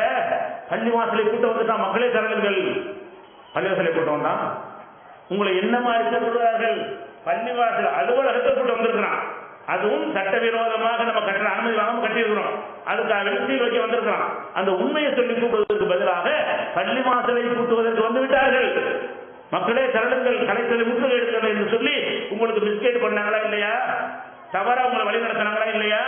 அது மாத்திரம் இல்லாம அந்த பத்திரிகையாளர் ஆர்ப்பாட்டம் கத்துறார்கள். பத்திரிகையாளர் கேட்கும் பொழுது அதுக்கு வந்து மாசம் 3 லட்சம் ரூபாய், வருஷத்துக்கு 3 லட்சம் ரூபாய் வாடகை கொடுக்கணுங்கிறாங்க. 3 லட்சம் வாடகை கொடுக்கல, 16,800 தான் வாடகை கொடுக்கிறார்கள். அந்த வாடகை ரசீதை நான் முன்னூறுல போட்டு விட்டேன். இவர்கள் வாடகை கொடுப்பது 16,800 தான். 3 லட்சம் வருஷத்துக்கு வாடகை கொடுப்பதாக சொல்கிறார்கள். 3 லட்சம் வாடகை ரசீதை போடுன்னு கேட்டேன், இன்னைக்கு வரைக்கும் போடல. அது கூடி இருக்காது, அன்றைக்கு இருந்தது இன்னைக்கு அதிகமா இருக்காது. அந்த லாஜிக் பேசுறாங்க, கணக்குல லாஜிக்கா பேசுறது. கணக்குல கணக்கை காட்டுறேன். 3 லட்சம் தான் வாடகை கொடுக்குறோம் என்று பகிரங்கமா தொலைக்காட்சியில் உட்கார்ந்து கொண்டு அவங்க முகநூல்ல உட்கார்ந்து கொண்டு விளக்கம் சொல்றாங்க. 3 லட்சம் கொடுக்குறோம், ரசீத போடும் கேட்க இன்னைக்கு வரைக்கும் 3 லட்சம் கொடுக்கல. அப்ப 3 லட்சம் சொல்லி கணக்கு எழுதுறாங்க. நடந்ததா? 16,800 வாடகை, செலவு கணக்கு எவ்வளவு எழுதுறாங்க? வருடத்திற்கு வாடகை 3 லட்சம். அப்ப மீதி 2,80,000 என்ன ஆகுது? எங்க போகுது? 3 லட்சத்துக்கு தைரியமா சொன்னீங்க. அப்ப இப்ப எது எடுத்தாலும் கள்ளத்தனம், மோசடி, பிராடு இதெல்லாம் செய்யக்கூடிய காட்சியை பாக்குறீங்க. எந்த உங்க ஊர்ல நடந்து எடுத்துக்கொள்வோமே. இப்ப வந்து ஒரு கட்டடத்தை இடிச்சாங்களா? சில கடை புறம்போக்குல இருந்து 10 நாள் இருக்குமா? 10 நாளைக்கு முன்னாடி இது நெல்லையில ஒரு கட்டடங்களை இடிச்சாங்க, 10-15 கடைகள் இடிச்சாங்க. அந்த கடை வந்து புறம்போக்குல இருந்து இடிச்சாங்க. அதுல வந்து முஸ்லீம் கடை என்பதற்கு அவங்க இடிக்கல, முஸ்லீமுடைய கடை 2 கடை தான், பாக்கி எல்லாம் முஸ்லீம் அல்லாதவங்களுடைய கடை. புறம்போக்கு என்பதற்காக வேண்டி அவங்க 4 தடவை நோட்டீஸ் கொடுத்து இடிச்சாங்க. இது சரியா தவிர 2வது விஷயம், அதை என்ன மாதிரி உங்களை அழைத்தார்கள், பொதுவான கடையை எடுத்து விட்டார்கள். எல்லா மக்களும் வாங்க என்று அழைக்கவில்லை. முஸ்லிம்களை பழிவாங்குவதற்காக முஸ்லிம்க்கு சொந்தமான ஒரு கடையை இடித்து முஸ்லிம்களை வெளியேற்றி முஸ்லிம்களை கொடுமைப்படுத்தி விட்டார்கள். உங்களை ஆர்ப்பாட்டத்தை கூப்பிட்டாங்களா? விளங்காம நீங்க போனீங்களா? அந்த டீட்டெயில் என்ன? முஸ்லீம் கடை மட்டுமாயிடுச்சா? 2 முஸ்லீம் கடை, பாக்கி எல்லாம் முஸ்லீம் அல்லாதவங்க கடை. அந்த 2 முஸ்லீம்ல ஒரு ஆள் வந்து தேர்ந்த நிர்வாகி, அவர் கடை சொல்லி கூப்பிடப்ப பல கடைகள் எடுத்து விட்டார்கள். அதுல எந்த சகோதர கடைகளும் அடங்கும். அப்படி கூப்பிட்டா அந்த எல்லா மக்களும் போராடி இருப்பாங்களுக்கு. நீங்க மட்டும் என்ன போராடுறீங்க? முஸ்லீம் என்கிற காரணத்துக்கு செஞ்ச வேலையாது. முஸ்லீம்ங்கிறதுக்காக கூறி வச்சா 2 மட்டும் விட்டுட்டு 8 கடையை விட்டுருக்கணுமே, 10 கடையை விட்டுருக்கணுமே, 12 கடையை தகர்த்துருக்கிறான். இப்ப 2 பேர் நீங்க 10 பேர் வேற ஒருத்தர் இருக்கும் பொழுது அதை எப்படி நீங்க அறிவிக்க செய்றீங்க? எப்படி மக்களை போராட்டத்தை கூப்பிடுறீங்க? பள்ளிவாசல் எடுத்துக்கான போராட்டத்தை கூப்பிடுறீங்க. உங்களுடைய சொந்த லாபத்துக்காக இது மாதிரி எத்தனை இடத்துல ஆக்கிரமிப்பு அகற்றிருக்கிறாங்க. கொடுத்தாங்களா? இது ஒண்ணுதான் நாட்டில் நடந்திருக்குதா? பல ஊர்கள்ல ஆக்கிரமிப்பு செய்வாங்க, இடித்து தகர்த்து விடுவார்கள். அதுக்காக வேண்டி மக்கள் திரும்ப நிற்கிறார்கள் என்று சொல்லி நீங்கள் இதுவரை ஆர்ப்பாட்டம் பண்ணியிருந்தா இல்ல. எதுக்கு பண்றீங்க? உங்களுடைய நிர்வாகி ஒருவருடைய காரணத்தினால அது முஸ்லிம் பிரச்சனை மாதிரி சித்தரித்து மக்களை ஏமாத்துறது மாற்ற கூடுமா? உள்ளதை சொன்னீங்களா? நீங்கள் கூட எத்தனை பேர் கலந்துருப்பீங்க, அந்த போராட்டத்துக்கு போயிருப்பீங்க. எதை நினைச்சு போயிருப்பீங்க? முஸ்லீம் கடை அநியாயமா இருக்கிறாங்க நினைச்சு போயிருப்பீங்க. முஸ்லீம் கடைகளுக்காக இருக்கானா? அப்ப எதை எடுத்தாலும் தங்கள் ஆதாயத்திற்காக வேண்டி பொய்களை தூண்டிவிட்டு மக்களை உசுப்பி ஏற்றி அவர்கள் நடவடிக்கை எடுக்கிற காட்சியை பார்க்கிறோம். இந்த மாதிரி எதை எடுத்தாலும் நீதி நேர்மை நாணயம் எதுவுமே இல்லை. இப்படிப்பட்ட ஒரு செய்தியை நம்ம பார்க்கிறோம். அதே மாதிரி வந்து நம்ம கடந்த காலத்துல வந்து ஜமாத்தில் இருக்கும்போது சில பேர் தவறு செய்வார்கள். அந்த தவறுக்கு சில நடவடிக்கை எடுப்போம். எப்படி எடுப்போம் நடவடிக்கை? யார் மீது குற்றம் இருக்கிறதோ அவரை வைத்து எதிர்த்தரை குற்றம் சுமத்தியவனை வைத்து விசாரணை நடத்தி அந்த குற்றத்தை சந்தேகத்துக்கிட்ட இல்லாம நிரூபித்து விட்டு நடவடிக்கை எடுப்போம். நடவடிக்கை எடுத்து முடிச்ச பிறகு அந்த நடவடிக்கைக்கு உள்ளானவர் இருக்கார்ல, அவர் பாட்டுக்கு போயிட்டாருன்னா சும்மா இருக்கணும். அப்படி போகாம எனக்கு அநியாயம் செஞ்சிட்டீங்க, என் மீது எடுத்த நடவடிக்கை தப்பு என்று பேசுவார் என்று சொன்னால் நாம கடந்த காலத்தில் என்ன செஞ்சு இருந்தோம்? கடந்த காலத்து நடைமுறை என்ன? வாக்கெடுப்பு நடவடிக்கை தெரியுமா? மக்கள் எல்லாத்துக்கும் நடவடிக்கை எடுத்தோம். அதுக்குள்ள காரணங்களை விளக்கணும். வாக்கெடுப்பு சொன்னாரு, என் மீது பழி சுமத்தி விட்டார்கள், பொய், இந்த டிஎன்டிஜியில் அநியாயமா பழி சுமத்தி விட்டார்கள் சொன்னாரு. நமக்கு என்ன கடமை? அப்ப அல்தாபியர் தலைவராக இருக்கிறார், நமக்கு என்ன கடமை? பொய்ன்னு சொல்றாங்களே நிரூபிக்கணுமே. உண்மையை சொல்ற ஒரு ஜமாத் மீது பொய் நடவடிக்கை என்று சொல்வார்களே, ஆனால் அது நிரூபித்து காட்டுற பொறுப்பு நமக்கு இருக்கிறது என்று சொல்லி மண்ணணியில பெருமாண்டமாக ஒரு கூட்டத்தை கூட்டி அதுல டிஎன்டிஜி சார்பாக வாக்களுக்கு சவால் விட்டோம். எப்படி விட்டோம்? நாங்கள் உங்களுக்கு நடவடிக்கை எடுத்தோம், அது ஆதாரத்துடன் எடுத்திருக்கிறோம், நீங்கள் ஆதாரம் இல்லை பொய் என்று சொன்னீர்கள் என்று சொன்னால் இந்த பொதுமக்கள் மத்தியில வைத்து நாங்கள் என்ன செய்யறோம்? அதை வந்து விசாரிக்க தயாராக இருக்கிறோம். அது உலகம்லாம் பார்க்கிற அளவுக்கு நேரடி லைவ் கூட தயாராக இருக்கிறோம். நீங்க வர தயாரா அப்படின்னு பார்க்கறது நம்ம கேட்டோம். எதனால கேட்டோம்? ஒருவன் மீது எடுக்கப்படும் நடவடிக்கையில் டவுட் வந்து விட்டால் நடவடிக்கைக்கு உள்ளானவன் எதிர்கேள்வி கேட்டால் அது சந்தேகத்தை தீர்க்கும் விதமாக அதுக்கு பதிலடி கொடுப்பது என்பது ஜமாத்துடைய நிலைப்பாடாக வைத்திருந்தோம். அல்தாபின் நடவடிக்கை எடுத்தார்கள். அல்தாபின் நடவடிக்கை எடுக்கிற நிர்வாகத்தில் நான் இருக்கவில்லை. பாக்தர்மேல் நடவடிக்கை எடுக்கும் போது நான் தலைவராக இருக்கவில்லை. பாக்தர்மேல் நடவடிக்கை எடுக்கும் பொழுதும் நான் தலைவர் கிடையாது. அல்தாபின் நடவடிக்கை எடுக்கும் போது நான் தலைவர் கிடையாது. குறிப்பை விட்டு ஒதுங்கி இருந்தோம். அந்த நேரத்தில் எடுத்தார்கள். அப்படி எடுத்த பிறகு ஒரு ஒதுங்கி இருந்தார். பிறகு என்ன செஞ்சாங்க? எனக்கு எதிராக நிறைய நீங்கள் அவதூறு சொல்கிறீர்கள், கண்ட இடத்திலையும் பொய்களை பரப்புகிறீர்கள், இதை பற்றி நான் பகிரங்க விவாதத்துக்கு அழைப்பு கொடுக்கிறேன். அவர் நமக்கு அழைப்பு கொடுத்தார். அப்ப டிஎன்டியில் என்ன பதில் சொன்னோம்? நான் உட்பட உயர்நிலை உறுப்பினர் உட்பட எல்லாரும் கையெழுத்து போட்டு இந்த ஜமாத் உங்கள் மீது சொன்ன குற்றச்சாட்டு பொய் என்று இருந்தால் அதை நாங்கள் மறு விசாரணை நடத்தி நாங்கள் நிரூபிக்க தயாராக இருக்கிறோம். நீங்க தேதியை நீங்க முடிவு பண்ணுங்க, இடத்தை நீங்க முடிவு பண்ணுங்க, நாங்கள் சுமத்தின குற்றச்சாட்டு உண்மை என்று நாங்கள் பேசுறோம், நீங்க மறுத்து உங்க தரப்ப பேசுங்க என்று அறிவித்தோம்ல, அறிவித்து அழைத்தோம். அவர் வர நடவடிக்கை எடுக்கும் பொழுது தப்பான நடவடிக்கை சொன்னார். அதுக்கு நம்ம என்ன பண்ணோம்? நேரடியா வாங்க நிரூபிக்க தப்புங்கிறீங்கல்ல, நிரூபிச்சு காட்டணும் கூப்பிட்டோம். அதே மாதிரி அல்தாபின் நடவடிக்கை எடுத்தோம். தவறுன்னு அவர் பேசினார். பேசிய பிறகு தவறுங்கிறீங்களா, உங்களுக்கு தவறுன்னு சொல்லி அப்படி ஒரு சந்தேகத்தை சுமந்து கூட நாங்கள் இருக்க மாட்டோம். நாங்கள் தவறு செஞ்சு இருந்தால் நாங்கள் கண்டிக்கப்பட வேண்டும். நீங்க வந்து நிரூபிங்க. அநியாயம் செஞ்சு நிரூபிச்சுட்டீங்கன்னா நாங்க எல்லாம் அயோக்கியம் ஆகிவிடும். அதை செய்யற கடமை இருக்குது என்று சொல்லி அவருக்கு அழைப்பு கொடுத்தோம். ஜமாத்துடைய நடைமுறை இதுவாகத்தான் இருந்தது, இதுவரைக்கும் இருந்தது. என் விஷயமா என்ன செஞ்சார்கள், அவங்க ஆடியோ பரப்புறாங்க, ஜமாத்து பின்னடைவா இருக்குது, அல்லாஹ்வை ஒதுங்கிக் கொள்ளுங்கள் எந்த எண்ணத்துல கேட்கிறார்கள். நானும் போற எண்ணத்துல இருந்ததுனால நான் ஒதுங்கிறேன்னு சொல்லிட்டேன். மக்களுக்கு எப்படி சொல்றது கேட்கிறாங்க. நான் எவ்வளவு இப்படி சொல்லிக்கிறேன். இப்படி சொல்லி ஒதுங்கின பிறகு நானே ரிசைன் பண்றேன். ரிசைன் பண்ணி 3 நாளைக்கு பிறகு என்னை நீக்கியதாக அறிவித்து தனித்தனியாக ஒவ்வொரு ஊர்லையா போய் கிளை உறுப்பினர்களை, மாவட்ட உறுப்பினர்களை செயற்குழு சந்திச்சு கேமரா போன்ல ஆஃப் பண்ணுங்க, ரிகார்ட் பண்ணக்கூடாது என்று என் மீது பொய்களை அது என்ன போடுறாங்க. பொய்கள் அந்த பொய் இந்த பெண் அந்த பெண்ணு பல பட்டியல் அள்ளி போடுறாங்க. அது உண்மையா இருந்தாலும் செய்யணும், பகிரங்க போட்டு நீ சொல்லியிருக்கானே, பூட்டி அறைக்குள்ள சொல்லி ரிகார்ட் சுவிட்ச் ஆஃப் பண்ண சொல்லி இது அமானியம் சத்தியம் வெளியே சொல்லக்கூடாதுங்கிற எனக்கு வந்துடக்கூடாது. அவர்கள் என்னென்ன கருத்துக்களை விதைத்து அந்த மக்களை வந்து மூளை செலவை செய்கிறார்களோ அது வந்து எனக்கு வந்து விட்டால் உடனே நான் பதில் சொல்லிவிடுவேன். அந்த பதில் சொல்லக்கூடாது என்பதற்காக சத்தியம் வாங்கி கொண்டு அப்படி பரப்பினார்கள்.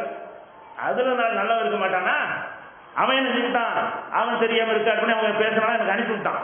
பேசினா அவ்வளவு பொய் பொய்யா பேசியிருக்கிறாங்க. என்ன பேசுறாங்க, அந்த ஆடியோ இல்ல, அந்த ஆடியோ வந்து வீடியோவில் பேசின மாதிரியான ஒரு ஆடியோவாக இருக்கிறது. அப்ப வீடியோவில் அந்த ஆடியோ எடுத்துக்க முடியும். அதை விளக்கிருக்கிறோம். எப்படி தெரியுமா, உங்களுக்கு ஆடியோ தான் போட்டிருக்கிறோம், அந்த வீடியோ இருக்கிறது, அதெல்லாம் வெட்டி இந்த ஆடியோ எடுத்துருக்கிறோம். அந்த வீடியோ மட்டும் பாத்தீங்க, நீங்க பிஜியை பயங்கர நஞ்சு மாதிரி வெறுத்துருவீங்க. அவன் என்ன செய்வான், அப்படியா அப்படி இத்தனை வருஷமா கேட்கிறாங்க. எனக்கு தகவல் வந்த பிறகு நான் 3 மாசம் சும்மா இருந்தேன். இந்த ரேஞ்சுக்கு நீ பொய்களை வந்து என்கிட்ட சொன்னது என்ன, ஜமாத்து நன்மையில எனக்கு இந்த பொறுப்பு ஆசை கிடையாது. அடுத்தவங்க பொறுப்புல வச்சு நான் கீழே இருந்து பணியாற்றி இருக்கிறேன். அப்ப நான் பாட்டுக்கு இருக்கும்போது என்ன செய்யறாங்க கேட்டா இதை சொன்னாங்க. அந்த வீடியோ மட்டும் வெளியிடலாம். வீடியோ இருக்குல்ல, அந்த ஆடியோ வந்து நேருக்கு நேரம் ஒரு ஆண் பெண்ணும் பார்த்து பேசுற மாதிரி அந்த ஆடியோ இருக்குங்கிற கேட்டிருப்பீங்க. சில பேர் கேட்டிருப்பீங்க, சில பேர் அசிங்கம்னு கேட்காம இருந்திருப்பீங்க. அந்த ஆடியோவில் உள்ளது வந்து வீடியோவில் எடுத்ததாக இருக்கும் என்று சொன்னால் முதல்ல வீடியோவில் வெளியிடணும். வீடியோவில் கட் பண்ணி ஆடியோ பிரிச்சு வேணா வெளியிடுவானா? அந்த வீடியோ வெளியிட்டு இருந்தா நானும் பேசிட்டு இருப்பேனா? வீடியோ இருக்கும் என்று இருந்தால் நான் பேசுவேனா தைரியமா? அம்மா வீடியோ வெளியிட்டாங்க, நான் ஒரு வீடியோ எடுத்துருக்காங்க, நான் பேச முடியுமா? நாளைக்கு வீடியோ வெளியிட்டுவாங்களே, 3 வருஷமா கேட்கிறேன் அந்த வீடியோ வெளியிடுன்னு சொல்லி. அப்ப நான் இல்லாத சபையில, என் காதுக்கு வராத சபையில மூளை செலவை செய்து செய்து பரப்புனீர்கள். எல்லாம் கடந்த காலத்து நிலைமையா? இப்ப என்னது, நீ வாங்க கூப்பிடுறான், சவால் பண்றான், என்னென்னலாம் சொல்லி இருக்கிற, எனக்கு எதிராக என்னென்னவெல்லாம் நீங்கள் கூட்டி அறையில் சொன்னீர்களோ அவளும் இப்ப என் கையில் இருக்கிறது. அவளும் எனக்கு பதிவு, அது அனைத்தும் பொய் என்று நான் நிரூபிக்கிறேன். அதுல உண்மையை இல்லை நிரூபிக்கிறேன் என்று கூப்பிட்டு 3 வருஷம் ஆகிறது. அதுக்கு என்ன பதில்? பாலியல் நடவடிக்கைக்கு உள்ளானவரோடு பேச மாட்டோம். இது எங்க ஜமாத்து கொள்கை. எப்ப உண்டாக்குன கொள்கை இது? வாக்கிற்கு நம்ம அறைக்குள் விட்டோமே. அப்ப எந்த கொள்கையில் அறைக்குள் விட்டோம்? அதுதான் அந்த என்ன பதில் சொல்லணும், வாழ நிரூபிக்கும். அவ்வளவு ஆதரவு வச்சுக்கிறீங்கள, நான் நெஞ்சு பேசணும்ல, நிரூபிச்சா இன்னும் கவனம் போயிடும்ல, இன்னும் வாய முடியலாம்ல, என்னை தடவிக்க முடியாம ஒரே அடிச்சு கொள்ளலாம்ல. அப்படியான ஒரு விஷயத்துக்கு நான் கூப்பிடுறேன், லட்டு மாதிரி வகைக்கு உனக்கு அவா அதைத்தான் எதிர்பார்க்கிறவா அப்படி நீ கூப்பிடுவியா? நான் விரட்டுறேன், குற்றம் சுமத்திரம் ஓடுறான் மாட்டேங்குது. ஏன் தான் மாட்டேங்குது கேட்டா, நடவடிக்கை உள்ளானவர்கள் பேச மாட்டோம். நடவடிக்கை வேண்டாம் பொய், அதைத்தான் பேசுறேன். உன் நடவடிக்கை எங்க நீங்கி போனாலும் 3 வருஷத்துக்கு நான் 3 நாளைக்கு வந்து ராஜா பண்ணி போன பிறகு அவர் தலைவர் பொறுப்பு நீக்கப்பட்டாருங்கிற. அப்ப தலைவர் பொறுப்பு இல்லைங்கிறதை பயன்படுத்தி கொண்டு என்ன செஞ்சாங்கன்னு கேட்டா, இவன் இருந்தான் என்று சொன்னால் பணத்தை கணக்கு கேட்பான். ஒரு 10 பைசா செலவழித்தாலும் நான் வந்து நெருப்பு மாதிரி இருப்பேன். அந்த ஜமாத்திலிருந்து நான் ஒரு காலத்திலும் எந்த ஆதாயம் அடைந்தது கிடையாது. எனக்கு சம்பளம் கிடையாது. அந்த ஜமாத்துல இருந்து எந்த ஒரு சலுகையும் நான் பெற்றுக் கொள்வது கிடையாது. சொல்ல போனால் என்னுடைய பொருளாதாரத்தை கொடுத்திருப்பேனே தவிர அதுல உள்ளது எந்த ஆதாயம் அடையாத ஒரு நிர்வாகி நான் ஒரு ஆள் தான். ஒருத்தர் 2 பேர் இருப்பாங்க. அப்ப அந்த மாதிரியாக நடந்து கொண்டிருக்கிற சிறுவர்கள் சொல்லி ஊழல் பண்ணா தட்டி கேட்பேன். சில ஊர்களுக்கு நிர்வாகிகள் வருவாங்க, வந்து செலவு காட்டுவாங்க, அநியாய செலவா இருக்கும், ஸ்டார் ஹோட்டல் ரூம் போடணும், அந்த மாதிரி லக்ஸரியான சாப்பாடு கொடுக்கணும் வந்தா அதை கண்டிப்போம். எப்படின்னு கேட்டது இந்த ஜமாத்துக்கு தங்க வேண்டியதானே? ரூம் போட்டு தங்குவதா இருந்தா அவங்க சொந்தத்தோடு தங்க வேண்டியதானே? இதெல்லாம் நாங்கள் கண்டித்திருக்கிறோம். அந்த மாதிரி நடந்திருக்கின்ற ஒரு ஜமாத்துல இருந்து இவங்க என்ன செய்யறாங்க? இந்த பொருளாதார விஷயத்தை யோசிச்சு பாக்குறாங்க. இவன் இருந்தான்னா ஒன்றும் செய்ய முடியாது, எல்லாத்துக்கும் கேள்வி கேட்பான். எந்த அளவுக்கு உண்டா நான் பொறுப்புக்கு வர்றேன், பொறுப்புக்கு வரும்போது பல கோடி ரூபாய் கையில் கணக்கில் இருக்கிறது. அப்ப நான் என்ன வச்சுக்கிறேன்னு கேட்டா, நம்ம ஒரு 70 சிறுவர்களை வச்சு நடத்துறோம். சிறுவர்கள் உண்டு, ஒரு 50 முதியோர் இருக்கிறாங்க. 50 முதியோர் செலவழிக்கிறாங்க. 20 ரூபாய் வச்சு 25 வருஷம் நடத்தலாம். இவ்வளவு ரூபாய் என்ன செய்ய போறீங்க? இவ்வளவு ரூபாய் வச்சுக்கிட்டு வச்சு சாம்பிராணி போற அப்புறமா மசூரா பண்றீங்க. இது சரியா என்று மசூரா பண்ணி நான் ஒரு அறிவிப்பு செஞ்சேன். நான் தலைவர் பொறுப்பு ஏற்ற உடனே அதுதான் நான் செஞ்ச பெரிய அவங்களுக்கு செஞ்ச ஒரு ஆப்பு. என்ன அறிவிப்பு செஞ்சேன்? எல்லா ஊர்களையும் போர்டு வைங்க. எந்தெந்த ஊர்ல முதியோர் இருக்கிறார்களோ, கவனிப்பாளர் இருக்கிறார்களோ, அவர்களை முதியோர் இல்லத்தில் சேர்க்காம அந்த முதியோரை பராமரிக்கிற பெற்றோருக்கு மாசம் 5000 ரூபாய் கொடுப்போம். அந்த அளவுக்கு எல்லா பணத்தை தந்திருக்கிறான் என்று அறிவிப்பு செஞ்சு செயற்குழுல அறிவிப்பு செஞ்சு, அதோட என்ன செய்யறோம்? அந்த செயற்குழுல அறிவிப்பு செஞ்சு ஒவ்வொரு கிளையில மாவட்டத்தில் பேனர்ல எழுதி வைக்கிறோம். வச்ச உடனே அப்ப என்ன பார்த்தாங்கன்னா, ஆஹா எல்லாரும் செஞ்சாங்கன்னா பணம் போயிருமே, இருப்பெல்லாம் போயிடும். 5000 ஒருத்தர் கொடுத்தோம்னா இருப்பு குறைஞ்சிருமே என்று சொல்லி, ஆகா இவன் பணத்தை எல்லாம் எல்லாத்தையும் செலவழிக்கிறது ஏற்பாடு செஞ்சுட்டா லக்ஸரியா வாழ முடியாது என்று நினைத்து தான் இந்த ஆடியோ செட்டிங் பண்ணுகிறார்கள். ஆடியோ தயாரிச்ச குழுவில் உள்ளவர் இருக்கிறார், வெளியிட்டவர், தயாரித்து பணம் கொடுத்தவர் இந்த மதுல்லாஹி. இவர் தான் எல்லாம் செஞ்சார். ஏன் செஞ்சாருன்னு கேட்டா, அவருக்கு எதிராக நாம செலவு செஞ்சிருக்கிறோம், அதனால நம்ம கோவம் வராது. ஏன்னு கேட்டா, நாம அவர் நமக்கு எதிரே இருக்கிற காரணத்தால் அவருக்கு எதிராக நாமும் செலவு பண்ணியிருப்போம். அதுக்கு பழி வாங்குறேன்னு அவர் பண்ணாரு. பிறகு என்னன்னு கேட்டா, இந்த விஷயங்கள்லாம் நிரூபிக்கிறதுக்காக எனக்கு எதிராக அவ்வளவு வேலையும் செஞ்சாரு. டெல்லி வரைக்கும் போனாரு, அவர் கொண்டாந்து இந்த ஆடியோ கொண்டு போய் இவன் உள்ள தரணுங்கிறாரு. இதெல்லாம் ஒரு ஆதாரமான கட்டி விட்டாங்க. அதுக்கு பிறகுதான் இது ஒரு பொய், போர்ஜரி, எங்கேயா வீடியோ கேட்டிருக்காங்க. கொண்டு போன இடத்துல எல்லாம் இது வீடியோ மாதிரி இருக்கு, அந்த வீடியோ கொண்டு வான்னு கேட்டிருக்காங்க. அப்ப இது நிக்காது, இது பொய், தயாரிக்கப்பட்டது என்று அதெல்லாம் தெரிஞ்ச பிறகுதான் அப்ப நான் உண்மையை வெளியிடணும் என்று பகிரங்கமா சொல்றாரு. நான் தான் அதுக்கு ஏற்பாடு பண்ணினேன், நான் தான் பணம் கொடுத்தேன், அதை எங்கேயும் நிரூபிக்க தயாரா இருக்கிறேன்.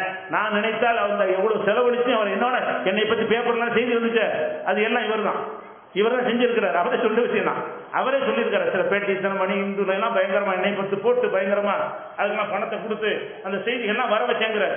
இதெல்லாம் வந்தது அவங்க இவர் செய்யறா நம்ம நினைச்சோம் இல்ல, அந்த குழுவுல உள்ளவர்களோட டிஎன்டி ஆட்களுக்கும் தொடர்பு இருந்தது.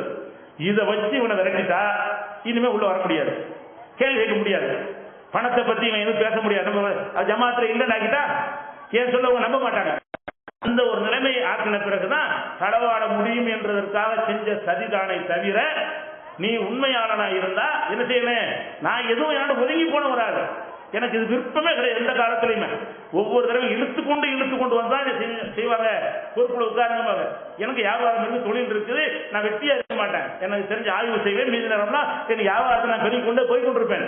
அந்த மாதிரி இருக்கிற ஒரு நிலையிலிருந்து என்ன செய்யறான்னு கேட்டா, இவன் தடையா இருக்கிறான், நல்ல சம்பளம் வாங்கணும், சொகுசா வாழணும், லக்ஸரியா வாழணும், இந்த பணத்தை ஆட்டையை போடணும், 6 கோடிக்கு சொத்து வாங்கணும், இதெல்லாம் செய்வது நான் தடையா நின்றுப்பேன். நான் இருந்து அந்த கணக்கை வாசிச்சிருக்க முடியுமா? எங்கடா சொத்து என்ன போய் கணக்காட்டுன்னு கேட்டிருப்பேன். அப்ப இவ்வளவு பெரிய விஷயங்களையும் செய்தார்களே, அது கடந்து வந்த பாதையில் நடந்திருக்குதா? கடந்த காலத்தில் யார் மீதாவது குற்றச்சாட்டு சுமத்தி அவன் மறுத்த பிறகு நம்ம ஓடிய வரலாறு உண்டா? ஒரு ஆள் மீது குற்றச்சாட்டு சுமத்துறீங்க, அவன் மறுக்கிறான், மறுத்த பிறகு வாடா விசாரணைக்கு அவன் என்னை கூப்பிடுறான், ஜமாத்து ஓடிய வரலாறு உண்டா? இதுவரைக்கும் கிடையாது. நம்ம தான் விரட்டும், அவன் தான் ஓடுவான். ஏன்? அவ்வளவு கரெக்டா செய்வோம், அவ்வளவு தெளிவாக ஆதாரத்தை வச்சு நம்ம என்ன செய்வோம், எந்த முடிவு எடுப்போம். அப்ப இவர்கள் வேண்டுமென்றுதான் செய்தார்கள் என்ற குற்றச்சாட்டை நான் 3 ஆண்டுகளாக சொல்கிறேன். 1 நாள் 2 நாள் இல்ல, 3 ஆண்டுகளாக சொல்வதற்கெல்லாம் என்ன பதிலே? நீ எந்திரிச்சு போய் கேட்டீங்கன்னு வைங்க, அந்த சொத்து எங்க கேட்டா நீ என்டிஎஃபா எவனா இருந்தான சொத்து என்டிஎஃப்காரன்னு சொல்ல மாட்டோம். நீ விபச்சாரம் அப்ப விபச்சாரம் என்ன செய்யறாங்க? அந்த மாதிரியான ஒரு விஷயத்துல சொல்லி நீங்க கேள்வி கேட்டா பதில் சொல்ல மாட்டாங்க. இப்ப நான் கேட்கறேன்னு கேட்டா என்னுடைய பிரச்சனை ஒண்ணுதான், மற்றதெல்லாம் உங்களுக்கு உங்க விஷயம். எது? பணத்தை களவாடுறது ஏன் செய்யுமா? உங்க பணம், நீங்க நம்பி கொடுத்த பணம், மார்க்கத்தில் விளையாண்டாங்களா, அது ஏன் செய்யுமா? உங்க விஷயமா? என் விஷயத்தை விட்டுருங்க, என் விஷயத்தை நான் பேஸ் பண்ணி கொள்வேன்.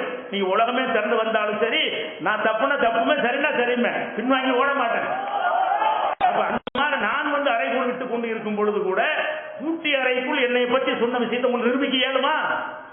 சவால் இருக்கிறேன், இந்த மேடையில் வச்சு பேசு, தேதியை முடிவு பண்ணு, என்னை எவ்வளவு அசிங்கப்படுத்தணும் பண்ண நான் கேட்கிறேன்.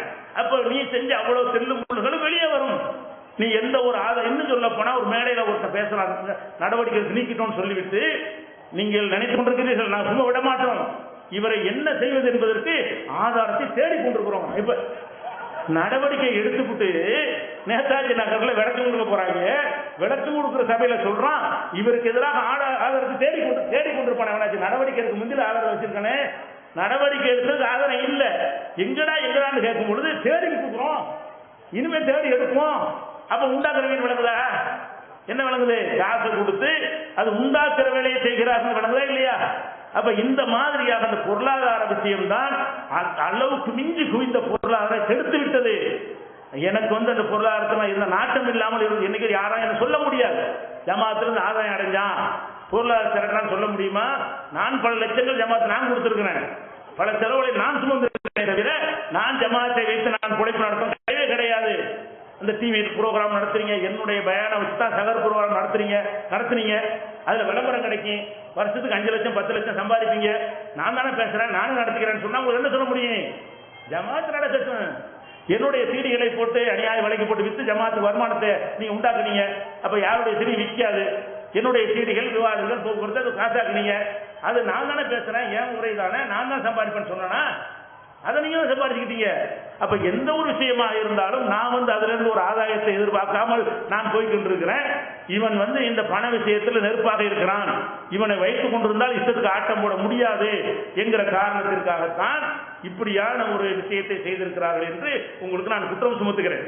அப்ப கடந்து வந்த பாதை என்பதை எதற்கு நினைவூட்டுகிறேன் என்று சொன்னால், டிஎன்டிஜே என்பது மார்க்க விஷயத்தில் அன்றைக்கு நம்ம கடிதம் எழுதும் போது 27 விஷயங்களில் நீங்கள் தப்பு செஞ்சிருக்கிறீங்க, இது மார்க்கப்படி தவறு என்று நாங்கள் நிரூபிக்கிறோம். நீங்க தயாராக கடிதம் போட்டோம், கடிதம் போட்டு NTF அபிஷியலாக கடிதம் போடுகிறோம். அந்த கடிதம் போட்டு 1.5 வருஷம் ஆகிவிட்டது. 1.5 வருஷத்துக்கு தான் 27. இப்ப பட்டியல் போட்டு 60 மேல இருக்கிறது. 60 பத்துவா தப்பான பத்துவா, பெருநாத்தோட ஒசுண்டுங்கிற பத்துவா, எருவு மாட்டு குர்பானி கொடுக்க கூடாதுங்கிற பத்துவா, இப்படி இஷ்டத்துக்கு வாயில வந்ததெல்லாம் பத்துவா கொடுத்து கொண்டிருக்கிறார்கள். அதுல எந்த ஒன்றுக்கும் ஆதாரம் கிடையாது. அதை பற்றி விவாதிக்க அழைப்பு கொடுத்து அதை ஏற்றுக்கொண்டார்களா? இதுவரைக்கும் இந்த ஜமாத்துடைய சிறப்பை என்ன? மார்க் விஷயமா இருக்கட்டும், பொருளாதாரமா இருக்கட்டும், நிலைப்பாடா இருக்கட்டும், எந்த விஷயமா இருந்தாலும் நம்ம விரட்டும் அவர்கள் ஓடுவார்கள். மார்க் விஷயமாக நான் சொல்வது தப்பு என்று சொன்னால் நான் என்ன செய்வேன்? வா நிரூபிக்க, வா நான் கூப்பிடுறேன். இதுக்கு முன்னாடி வரைக்கும் இப்ப என்னன்னு கேட்டா ஒவ்வொருத்தனா கூப்பிடுறான் மாட்டேன் ஓடுறாங்க. அதுக்கு என்ன ஒரே பதில்? அது பாலியல் நடவடிக்கை ஆள்கிட்ட நாங்க பேச மாட்டோம். பதில் விஷயத்துக்கு அதுக்கு என்ன சம்பந்தம்? அதையாவது நிரூபிதான்னு கேட்டா அது நிரூபிக்க மாட்டாங்களாம். அது பாலிசில இல்ல, பைலாவுல இல்ல. அப்ப எந்த பைலாவுல பார்க்கறது அதுதான் விஷயமான மத விசாரணை செஞ்சீங்க, இன்னும் பல பேருக்கு செஞ்சமே.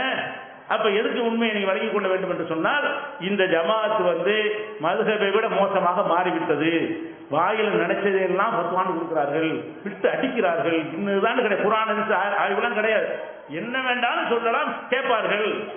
இதுக்கு அடி வாங்கினீங்க, இதுக்காக உதவாங்கினீங்க, இதுக்காக வெட்டு குத்தலாம் வாங்கணும், இதற்காக தான் இதை மேல 10 பேச என்னை வெட்டினார்களா இல்லையா? அன்னைக்கு கொஞ்சம் இந்த பேர் தான் கழுத்து வெட்டிருப்பாங்க, இந்த மைக்கை கொண்டு தடுத்ததுனால தோள்பட்டையோட போச்சு. இந்த வெட்டுலாம் இருக்குது ஏற்பாடு செஞ்ச உங்களுக்கு அச்சுறுத்தல் எதுக்கு, எனக்கு அச்சுறுத்தல் எதுக்காக வந்தது? குர்ஆன் மட்டும் சொன்னதுக்காக தானே. இப்ப உங்கள்கிட்ட இல்லையே, குர்ஆன் அல்லாத மார்க்கம்லாம் இருக்குன்னு சொல்றீங்களே. அப்ப இந்த மாதிரி மார்க்கத்தில் தடம் புரண்டு விட்ட இந்த நேரத்தில் தூக்கி நிறுத்துற கடமை யாருக்கு இருக்கிறது? இந்த மர்க்கத்தை வச்சு தூக்கி நிறுத்த முடியுங்கிறீங்களா? அதை நினைக்கிறார் நிறைய பேர். நம்மகிட்ட மர்க்கத்து இல்லையே, மர்க்கத்தை வச்சுட்டாயா களத்தில் இறங்கணும். பெரிய பெரிய மர்க்கத்துலாம் அங்கே இருந்தது, நம்ம கிட்ட ஒண்ணுமே இல்லை. வெறும் அன்னபூர்ணா கல்யாண மண்டபம் தான் இருந்தது. இதே மேலப்பாளையத்தில் இது நிகழ்ச்சி நடத்துவதாக இருந்தால் அன்னபூர்ணா கல்யாண மண்டபத்தில் போய் புக் பண்ணி நிகழ்ச்சி நடத்துவோமே தவிர, இங்க மர்க்கஸ் இருந்துச்சா, இடம் இருந்துச்சா, சொத்து இருந்துச்சா, வாய்ப்பு இருந்துச்சா? ரோட்ல கூட்டம் போட முடியுமா? அன்னைக்கெல்லாம் எந்த கூட்டம் போட்டாலும் நமக்கு இருந்த அன்னபூர்ணா தான். அன்னபூர்ணா பேருக்கா இல்ல, அன்னபூர்ணா கல்யாண மண்டபத்தில் மேலப்பாளையத்தை இப்படித்தானே இருந்தோம். அதை வச்சுதான் மக்களுக்கு சத்தியத்தை சொன்னோம். அப்ப நீங்கள் நிறைய பேர் நினைக்கிறீர்கள் இந்த மாதிரி மர்க்கஸ் இருக்குது, மர்க்கஸ் போயிருமே என்பதற்காக வெறுத்து கொண்டு இருக்கிறீர்கள். இது மார்க்கத்தில் உண்டா? தவறுன்னு செய்கிறது பள்ளிவாசலுக்கு கூட்டான்னு தெரிகிறது, அனாதைகள் சொந்த களவாடி விட்டான் என்று குற்றச்சாட்டுக்கு பதில் இல்லைன்னு தெரிகிறது. அப்ப அதுக்கு அல்ல நம்மளையும் கேள்வி கேட்பாங்கிற ஒரு அச்சம் இருந்தால் அதுல இருந்து வெளியேற வேண்டாமா? அதில் பயணித்தா அதில் அங்கீகரிப்பானவங்கள இதில் பங்கு உங்களுக்கு வராதா? நீங்கள் எல்லாம் என்ன வசூல் பண்ணி கொடுத்தீங்க? அப்போ இந்த மர்க்கத்தை காப்பாற்றுறான். மர்க்கத்தை உன்னை விட பெரிய மருத்துவ சுன்னத் ஜமாத்தில் இருக்குது. நீ என்ன மருத்துவத்தை வச்சிருக்கிற? 2 சென்ட்ல 1.5 சென்ட்ல அவன் ஏக்கர் கணக்கு வச்சிருக்கான படிக்க இருக்குது. சுன்னத் ஜமாத்துறை பள்ளிவாசல்கள்னா அரைக்கிறவனு காக்கிறவங்களே வச்சிருக்கிறான். பெரிய பெரிய நம்முடைய 50 மருத்துவத்துக்கு உள்ள வைக்கலாம். மக்கா மஸ்ஜித் வைக்கலாம், மாமூர் பள்ளியில் அவ்வளோ பெருசாக வச்சிருக்கிறான். நம்ம அதுல இருந்து அதுக்கு முத்தவழி ஆயிருக்கலாம். நீங்கள் உள்ளலாம் அதுக்கு பாடுபட்டீங்கன்னா ஒரு கட்டத்தில் செயலாளராகவோ ஒரு பொருளாளராக ஆயிருக்க முடியும். வேணான்னு தூக்கி இருக்கு வந்தாங்க. மர்க்கஸ் தம்பியா வந்தோம். மர்க்கசுகள் வந்து அவங்க பேர்ல எழுதியிருக்கிறா ஆட்டம் போடுகிறார்கள். மர்க்கஸ் அல்ல தாவா, மர்க்கஸ் அல்ல வெற்றி, மர்க்கஸை கொண்டு அல்ல வெற்றி. ஒரு தன்னந்தனியாக ரோட்டில் நின்றாலும் அல்லாஹ் வந்து மக்களை கூட்டம் கூட்டமாக கொண்டு வந்து சேர்ப்பான். அதுக்கு உதாரணம் சொல்வதாக இருந்தால் இந்த மர்க்கஸ் இவர்கள் பேர்ல எழுதாமல் இருந்த ஊர்கள் இருக்குல்ல, அவங்க எல்லாரும் வெளியே வந்துட்டாங்க. பேர் நான் மட்டும் எடுத்துக்கோங்க. 3 மர்க்கஸ் இருக்கிறது. அவங்க ஜமாத் எழுதி கொடுக்கல. நாங்க உங்களுடைய கொள்கை பிடிக்கணும்னு தனியாக அறிவிச்சிட்டாங்க. ஏன் அறிவிச்சாங்க? இந்த மர்க்கஸுங்கிற பிடி அவங்க கையில இல்லை. அவங்க இப்ப தனியா 3 மர்க்கஸ்ல அவங்க தனியா செயல்படுகிறார்கள். இவங்க பிடி இல்லை. அதே மாதிரி வந்து இந்த கொடிக்காத பாளையத்தில் தனியா வந்தார்கள். எதுக்கு வந்தார்கள்? பிடி இல்லாதனால. அப்ப மக்கள் வெறுத்துக்கிட்டு தான் இருக்கிறாங்க. இருக்கிறார்கள் என்ன நினைக்கிறாங்கன்னு கேட்டா, இதை விட்டுட்டா நம்ம எங்க போறது? வேற மருத்துவ எங்க போறது? மருத்துவ ரோட்ல தொழுவு, வீட்டுல தொழுவு, அதுக்காக தவறான இடத்துல இருக்கணும்னு அர்த்தமா? அந்த தப்பை பார்த்துக்கிட்டு இருக்கணுமா? கண்டிக்க முடியாதா? அப்ப இந்த ஒரு விஷயத்தை விளக்குவதுதான் இப்ப நோக்கம். அப்ப தௌஹீத் வந்து நீர்த்து விட்டது. ஒவ்வொரு காலகட்டத்திலையும் ரசூலுல்லாஹ் காலத்தில் உருவாக்கின ஒரு சமுதாயம் பிற காலப்போக்கில் நீர்த்து போய் கொள்கை இல்லாமல் பின்னாடி மாறிட்டாங்க இல்லையா? அந்த மாதிரி மாறிக்கொண்டே இருக்கும். இப்ராஹிம் நபி உண்டாக்குன அந்த காபத்துல்லாஹ்ல தான் 360 சிலை வந்துச்சு. இப்ராஹிம் நபி தான் கட்டினாங்க, இஸ்மாயில் நபி தான் கட்டினாங்க, அல்லாஹ் வணங்குறது தான் கட்டினாங்க. ஆனால் அதுல 360 சிலை வந்துச்சா இல்லையா? காலப்போக்கில் மாறி போயிடும். அந்த மாதிரி ஆனா இவ்வளவு சீக்கிரம் மாறுகள் நினைக்கல. ரொம்ப ரொம்ப சீக்கிரமாக மாறி இருக்கிறார்கள். அடிப்படையை விட்டு விலகி விட்டார்கள். இனிமேல் என்ன செய்வார்கள்? நம்ம நினைச்சதெல்லாம் பத்துவாம்பார்கள், தலைமை கட்டுப்பாடு என்பார்கள், கேள்வி கேட்டா நீக்கணும் என்பார்கள், கேள்வி கேட்டா உன்னை பள்ளிக்குள்ள வரக்கூடாது என்பார்கள், தொலை வரக்கூடாது என்று விரட்டி விட்டவர்கள்லாம் இருக்கிறது. எங்க ஜமாத்துக்காரன் தொழுதா போதும், இது பள்ளிவாசலையே எங்க ஆபீஸ் தானே என்று சொன்ன ஊர்கள் இருக்கிறது. அதுக்கெல்லாம் உங்களுடைய வாக்குமூலம் ஆடியோக்கள் ஆதாரங்கள்லாம் வைத்திருக்கிறோம். இது குறித்து கூடுதல் ஆதாரம் தேவைப்பட விரும்பினீர்கள் என்று சொன்னா தாஜுதீன் அவர்கள்ட்ட எல்லா ரெக்கார்டு ஆதாரம் வச்சிருக்கிறார். இவங்க செஞ்ச நான் பேசிய அனைத்திற்கும் ஆதாரம், பேசாத அனைத்திற்கும் ஆதாரம் தேவைப்படுச்சுன்னு சொன்னா உங்களுக்கு அனுப்பி வைப்பார்கள். நீங்கள் உறுதி செய்து கொண்டு இங்கே அங்கேயும் திருப்பி திருப்பி கேட்டு நான் சொன்னது நம்ப தேவையில்லை. நீங்க இப்ப கூட வற்புறுத்தலாம். ஏன் நீங்கள் அதை நிரூபிக்க முன் வர மாட்டேன் கேட்கலாம். ஏன் இந்த பொருளாதார விஷயமாக சரியான பதில் சொல்ல மாட்டேன்னு நீங்கள் கேட்கலாம். ஒரு ஊருக்கு ஒரு பதில் சொல்றீங்க. இந்த ஊருக்காரன் இருக்கிறவங்க கேட்டா 7 கோடிங்கிறீங்க, அந்த ஊருக்காரன் 11 கோடிங்கிறீங்க, இந்த ஊருக்காரன் 4 கோடிங்கிறீங்க, இருப்புலாம் கிடையாது, கணக்கு முடிச்சுட்டேங்கிறீர்கள். ஒரு ஊருக்கு ஒரு பதில் எல்லாத்தையும் தொகுத்து பேசுவாங்க. அப்ப இந்த மாதிரியான ஒரு தப்பான ஒரு ஜமாத்தாக மாறிவிட்டதை கண் முன்னே பார்த்த பிறகுதான் நம்ம வந்து களத்துல இறங்கி ஆகணும். நான் மட்டும் ஒதுங்கி போயிட்டு இருக்கிற ஒரு ஆள் தான். களத்துல இறங்கணும் எதுக்கு வந்துச்சுன்னு கேட்டா, அப்ப இந்த தவறான விஷயத்தை சரி நினைத்துக் கொண்டு மக்கள் போய்விடக்கூடாது. தவறை வந்து அடையாளம் காட்டி ஆக வேண்டும். இது யாருக்கு எந்த ஒரு அநியாயம் நடந்தாலும் தட்டி கேட்க வேண்டும் என்கிற ஒரு அடிப்படையில் தான் இதை உங்களுக்கு வந்து நான் வந்து பதிவாக சொல்லிக் கொடுக்கிறேன். அல்லாஹ் ரப்பல் ஆலமீன் உங்களையும் எங்களையும் உண்மையின் பக்கம் நிற்கக்கூடிய 9 டைம் கொடுத்தாங்க. நேரம் பார்க்காம 10 நிமிஷம் கூடி போய்விட்டது. அல்லாஹ் ரப்பல் ஆலமீன் உண்மையை உள்ளபடி வழங்கி நடக்கக்கூடிய நன்மக்களாக ஆக்கிய அருள்வானாக. வாஹிர் தாவானா அல்ஹம்துலில்லாஹி ரப்பில் ஆலமீன். அஸ்ஸலாமு அலைக்கும்.